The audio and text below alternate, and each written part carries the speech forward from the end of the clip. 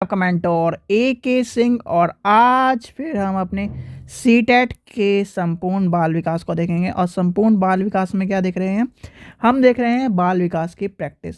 और प्रैक्टिस के साथ साथ हम क्या देख रहे हैं, क्वेश्चन आंसर के थ्रू हम सीख रहे हैं कि किस तरह से हमें ऑप्शनों को क्या करना है, हटाना है, और किस तरह से हमें ऑप्शनों को चुनना है। तो ये सब चीज़ें हम क्या सीख रहे हैं सीटेट में। और किसी भी एग्ज़ाम यानी कि स्टेट टेट हो चाहे आपका सीटेट हो, सबसे इम्पोर्टेंट होता है उसमें बाल विकास। अगर किसी ने बाल विकास समझ लिया तो वो क्या करेगा, यानी कि जो 50% की पेडागोजी आती है वो भी कवर कर सकता है। और वो सीखेगा कैसे, आपको क्या करना है, प्रीवियस ईयर के जो पेपर है उन्हें कवर करोगे तो आपके क्या है 50% जो है आपका क्या हो जाएगा, प्रॉब्लम सोल्व हो जाएगी। और 50% प्रॉब्लम सोल्व हो जाएगी तो मतलब 150 में से 75 नंबर सब के आ सकते हैं। और बचे कितने नंबर, यानी कि 15 नंबर बचते हैं। 15 नंबर आप क्या करोगे, इधर उधर से यानी कि थोड़ी बहुत तो तैयारी करके जाओगे तो उससे आपके आ जाएंगे। तो आपके क्या हो जाएगा, 90 नंबर आते ही आप क्या होगा, क्वालिफाई हो जाओगे। सबसे पहले रखना है अपना मोटिव हमें क्वालिफाई का, फिर रखना है हमें नंबर बढ़ाने का। क्योंकि देखो 90 नंबर आएंगे चाहे आपके 150 नंबर आए, बात ध्यान से सुन लेना, 90 नंबर आए चाहे 150 नंबर आए, अगर आप कर रहे हो KVS, DSSS, NVS, और जैसे अभी EMRS हुआ, या फिर कोई भी एग्ज़ाम है जो रिलेटेड है खाली सीटेट से, यानी सीटेट मांगता है, तो वो क्या कर रहा है, वो आपको ये कह रहा है भैया मुझे क्या नाम तेरे 100 यानी कि 150 नंबर से भी कोई मतलब नहीं है, और मुझे कोई तेरे नंबर 90 नंबर से मतलब नहीं, मुझे चाहिए सीटेट क्वालिफाई। ठीक है, तो इस चीज़ के लिए ध्यान रखो। पहले जो ये कहते हैं ना कि नहीं 90 नंबर से क्या होता है, हमें आपको 130 ला देंगे, 150 ला देंगे, भैया वो एक तरह से मोटिवेशन के लिए भी कहते हैं। और दूसरा आपको ये पता होना चाहिए अगर जो छोटी वैकेंसी, जैसे कि मान के चलो बहुत सारी वैकेंसी में कहा जाता है कि आपके सीटेट के नंबर जुड़ेंगे, भैया सीटेट के नंबर जुड़ेंगे। अगर आपका गोल इधर है, इन वाली वैकेंसियों पर है, तो सीधे सीधे अपना बस इस पे इतना फोकस रखो कि आपका सीटेट क्लियर हो जाए। और फोकस सबसे ज़्यादा डालो अपनी भर्ती पर, यानी कि जो आपकी मेन वैकेंसी है जिसके बदौलत आप क्या करना, टीचर बनना चाहते हो। ठीक है, उस पर ज़्यादा जोर डालो, जिससे आपके यानी कि 150, अगर 150 का पेपर है वो वाला, तो उसमें से 150 में से 150 ला सको। ठीक है बच्चों, तो चलिए आज के क्वेश्चन शुरू करते हैं। तो देखिए पहला क्वेश्चन क्या कह रहा है, अपने विचारों को मौखिकरण जेम्स को दिए गए सवालों का जवाब ढूंढने में अक्सर मदद करता है। यह कथन क्या सुझाव देता है, यानी कि जो एक तरह से क्या कर रहा है, हेल्पफुल, हेल्प किसकी कर रहा है, जेम्स की, to find the solution of given problem, यानी गिवन प्रॉब्लम के लिए दिस स्टेटमेंट सज क्या कर, यानी सजेस्ट किसकी बात कर रहा है, सुझाव दे रहा है, तो सजेस्ट किसकी बात कर रहा है। अब अगर आप इसके क्वेश्चन के ऑप्शन पढ़ो तो क्या कर रहा है, पहला आ रहा है भाषा और संज्ञान के संबंध में नहीं है। ठीक है, क्या कह रहा है, भाषा और संज्ञान के संबंध में नहीं है। अच्छा जी, जैविक परिपक्वता भाषा विकास के लिए जिम्मेदार है। ठीक है जी, भाषा संज्ञान को सुसाधित करती है। अच्छा जी, आगे चलते हैं, भाषा अभिव्यक्ति के हस्तक्षेप, यानी कि हस्तक्षेप के संज्ञान में क्या करती है, एक तरह से दूरी आ जाती है। तो ये क्या है, इसका आंसर क्या हो जाएगा, ऑप्शन नंबर सी हो जाएगा, भाषा संज्ञान के सुसाधित करती है। जहाँ पर सुसाधित आ जाएगा, देखो सुसाधित भी एक तरह से पॉजिटिव वर्ड में ही लेके चलते हैं, क्योंकि एक तरह से ये किस तरह के वर्ड हैं जो कहीं ना कहीं सीटेट के लिए आंसर का काम करते हैं। नेक्स्ट आता है जेंडर। अब जेंडर की बात लेके चले तो जेंडर क्या है, क्या है जेंडर, बताओ क्या है जेंडर, क्या है। जैसे कि आप कहते हो, यानी कि आपने कोई भी फॉर्म भरा होगा तो उसमें क्या पूछा जाता है, मेल, फीमेल, और अब क्या आने लगा, ट्रांसजेंडर का भी ऑप्शन आने लगा। तो ये तीनों चीज़ पूछे जाते हैं। क्यों पूछे जाते हैं, क्योंकि आप क्या हो, एक बायोलॉजिकल, यानी कि आइडेंटिफाई द, यानी कि दो चीज़ ध्यान रखना, एक होता है बायोलॉजिकल, एक होता है identify to shape by the society, यानी कि समाज के जो संरचनाओं द्वारा एक तरह से माना जाए। अगर हम लेके चले समाज की संरचनाओं इस तरह की चीज़ों को लेके चले तो वो आता है जेंडर। क्या आता है, जेंडर वर्ड को यूज़ करा गया है। और जो मेल फीमेल और इस तरह की जो बायोलॉजिकल चीज़ें हैं उसमें क्या यूज़ करा जाता है, उसमें होता है एक तरह से ये मान लिए, जैसे हम कहते हैं जन्मजात, यानी कि जन्मजात ये क्या है, ये फीमेल है।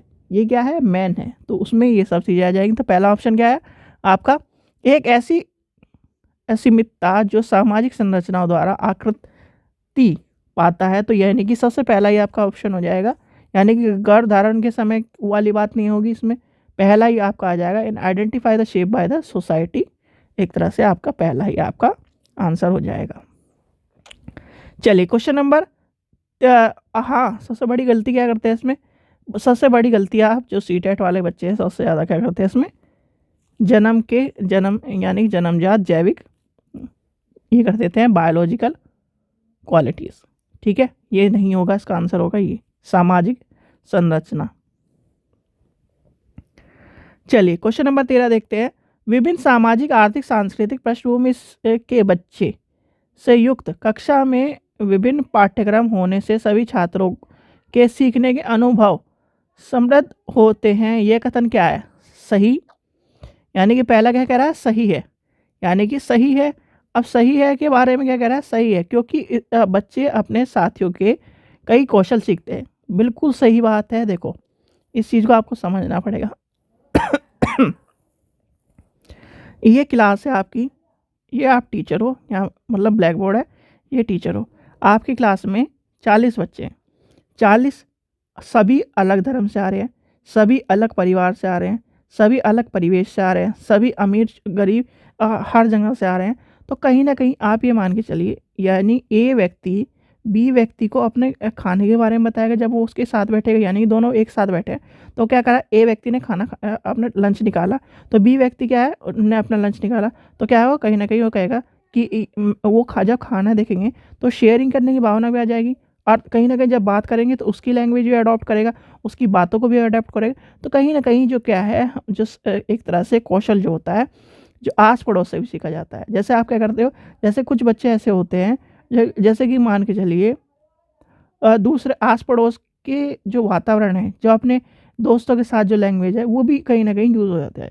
जैसे आप क्या करते हो, कहीं आपने देखा होगा कि बहुत लड़कियों की खास कर बात कहूँगा मैं, लड़के क्या होते हैं बाहर क्या करते हैं, अपने दोस्तों में इस तरह से बातें करते हैं, जिस तरह से ये मान के चलिए जिसे कहते हैं एक अभद्र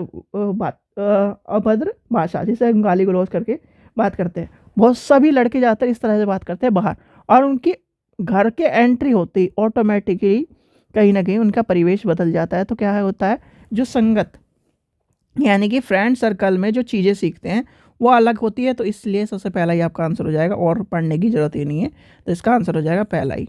ठीक है, चलिए आगे चलते हैं।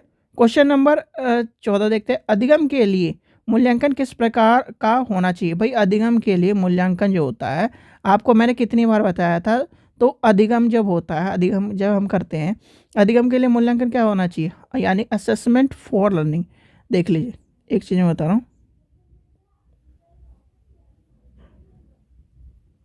असेसमेंट फॉर लर्निंग, एक होता है ऑफ लर्निंग। ठीक है, अब ये अधिगम यानी कि अधिगम के लिए मूल्यांकन आ रहा है, तो मूल्यांकन क्या होता है, संदर्भित होना चाहिए इस तरह के यानी इस प्रकार के जो आकलन होते हैं मुख्यतः क्या होते हैं, यानी प्रयोजन छात्रों को रचनात्मक यानी कि रचनात्मक प्रतिक्रिया प्राप्त करने के लिए समक्ष बनाए जाते हैं। जो इन्हें क्या होता है, इनका क्या उद्देश्य क्या होता है, इनको बेहतर सिखाना, प्रभावी गतिविधि को में मदद करना। अधिगम के लिए मूल्यांकन की रचनात्मक मूल्यांकन कहलाता है, यानी कि रचनात्मक मूल्यांकन भी कहा जाता है आकलन के जो, और आपको पता ही आकलन के 3 प्रकार है, एक होता है असेसमेंट फॉर लर्निंग, एक असेसमेंट ऑफ लर्निंग, और असेसमेंट एज लर्निंग, यानी अधिगम का आकलन, अधिगम के लिए आकलन, और अधिगम के लिए आकलन। तो ये तीनों चीज़ आपको पता होना चाहिए। तो इसका आंसर क्या होगा, संदर्भित, यानी कि इसका हो जाएगा पहला आंसर। चलिए आगे चलते हैं। क्वेश्चन नंबर 15 देखते हैं, एक अध्यापिका द्वारा अपनाई गई कौन सी युक्ति विद्यार्थियों में सृजनात्मक सोच को बढ़ावा देगी। तो सृजनात्मक सोच माने क्रिएटिविटी ढूंढो। क्रिएटिविटी कहाँ पर है, क्या है, क्रिएटिविटी ढूंढने के लिए बड़े बड़े यानी कंठस्थ कराने बात, याद कराने वाली बात हो जाएगी नेगेटिव आंसर। लिखते चल जाओ। आपको क्या करना है, पेपर में कोई भी, सबसे बड़ी अच्छी बात होती है ऑफलाइन पेपर की, आप अपने पेपर में इस तरह से मार्क लगा सकते हो।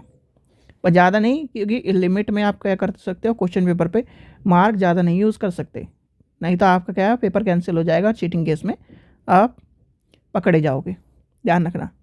बस जैसे कि ये है कि आप क्या करो इसे। फिर आता है किसी समस्या को दर्शाने की अभी सारी तरीके को प्रोत्साहन करना, ये भी आपका क्या है, कट जाएगा। फिर आगे आता है कि क्या नाम, एक तरह से रिवॉर्डिंग देना, यानी कि रिवॉर्डिंग क्या कर रहा है, पुरस्कृत करना, तो ये भी कहीं ना कहीं एक तरह से अनवैलिड तरीका है, ये भी आपको नेगेटिव तरीके से चलेगा।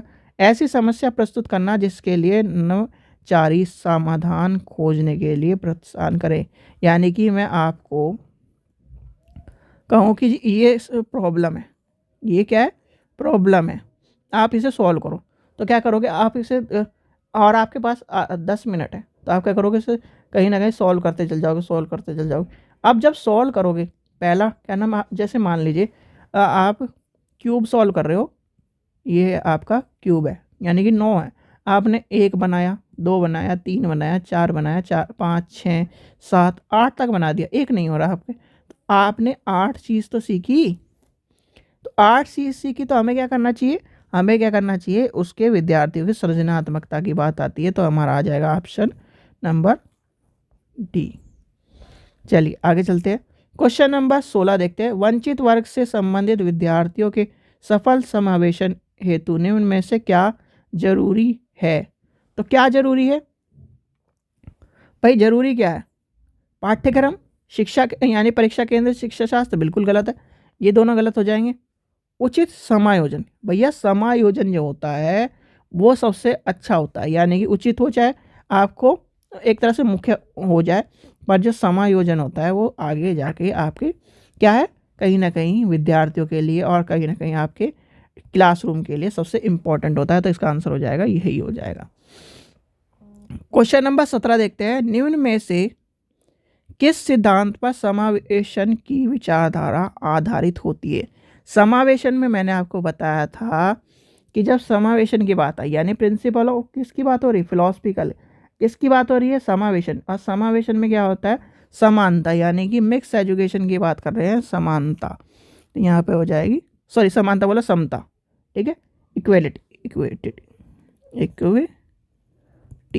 इक्विटी, ठीक है, तो यह आ जाएगा आपका। और एक इसके अंदर आ जाएगा आपका, आपको पता होगा RTE 2009 में क्या कहा गया था, आपको सभी स्कूलों में क्या करा, बिना भेदभाव के मिक्स एजुकेशन देनी है, चाहे वो किसी भी, यानी कि चाहे नॉर्मल बच्चा हो, चाहे विकलांग बच्चा हो, तो उसे क्या करना है, सबको साथ में एजुकेशन देनी है।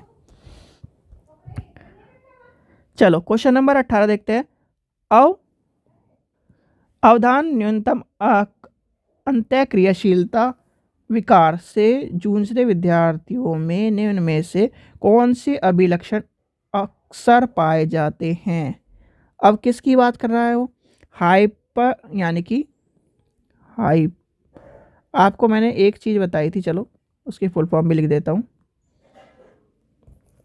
एक मिनट, ये आप इंग्लिश में आपको, क्योंकि इंग्लिश में जैसे ही आप बच्चे देखेंगे तो आपको समझ में आ जाएगा। इंटेंशन डिफिसिट हाई पर